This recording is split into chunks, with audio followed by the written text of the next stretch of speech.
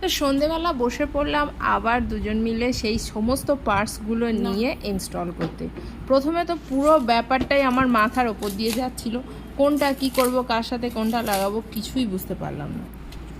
আমি শুরু করলাম হেল্পিং হ্যান্ডের কাজ, এটা দিচ্ছি ওটা দিচ্ছি, এটা নিয়ে নিচ্ছি ওটা দিয়ে করছি, বসে বসে এটাই করছি। আর আমার তারপরে ম্যানুয়াল পেপারটা যখন হাতে পেলাম আমার কাছে, তখন একটু একটু করে সব বোধগম্য হচ্ছিল।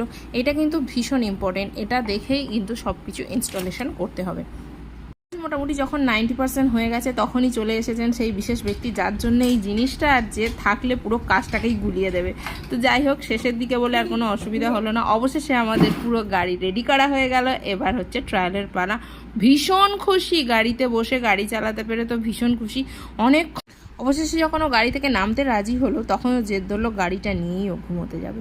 অনেক কষ্ট করে বুঝিয়ে বাজিয়ে অবশেষে ও গাড়ি ছাড়া ঘুমোতে যেতে রাজি হলো।